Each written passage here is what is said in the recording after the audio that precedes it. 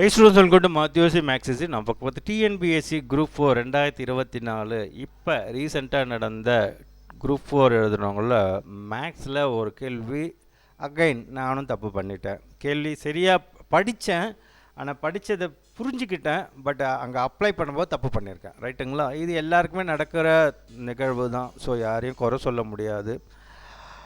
அதனால் நாட்டாமல் தீர்ப்பை மாற்றி சொல்லிடலான்ட்டு சொல்ல போகிறேன். ரைட்டுங்களா?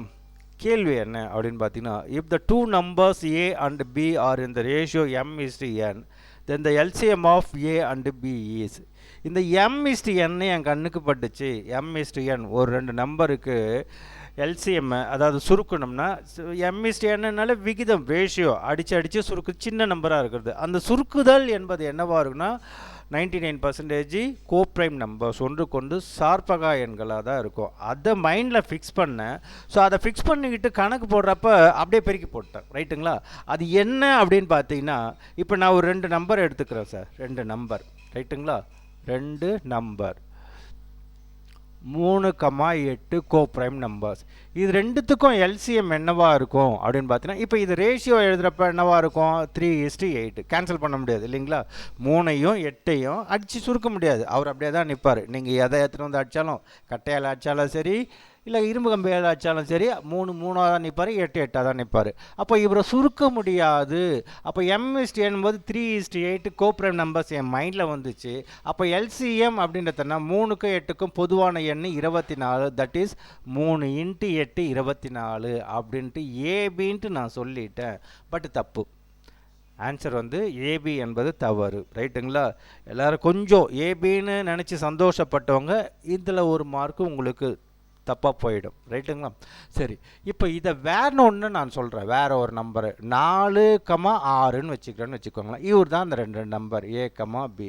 இவர் அடித்து சுருக்கணும்னா m:n அடித்தோம்னா 4 அடித்தோம்னா 2 2 4 3 2 6.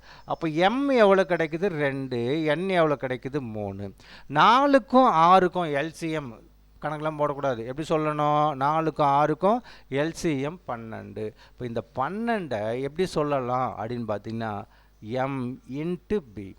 C is the answer. பாருங்கள், செக் பண்ணி பாருங்கள். m எவ்வளவு? 2. b எவ்வளவு? 6. அப்போ 6 12. அவ்வளோதான்.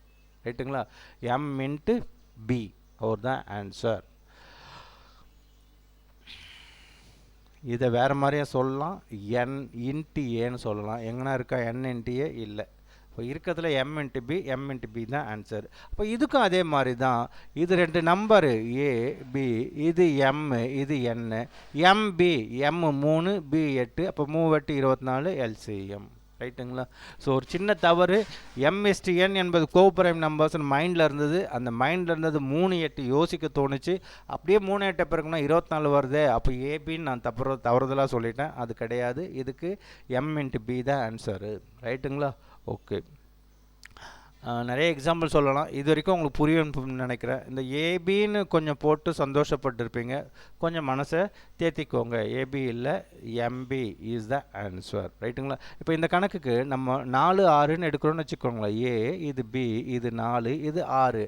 ஏபின்னா ரெண்டுத்தையும் பெருக்கிட்டோம்னா 4 6 24 எல்சிஎம்னு வருது. 4க்கு 6க்கும் எல்சிஎம் 24 இல்லை. செக் பண்ணி பாருங்கள். கணக்காக சும்மா போட்டிங்கன்னா 4 6னா இது 2 2 4 3 2 6. எல்சிஎம் என்பது பொதுவாக எடுக்கப்பட்ட 2, பொதுவாக வராத கோப்ரைம்ஸ் நம்பர் 2 × 3 2 2 4 4 3 12ன்னு வருது. பட் இந்த ஏபின்னு போட்டோம்னா 24ன்னு வருது. அப்போ இந்த ஏபி என்பது தவறு. என்ன answer? MP is the correct answer. ரைட்டுங்களா? ஓகே. ஓகே, தேங்க்யூ ஃபார் வாட்சிங்.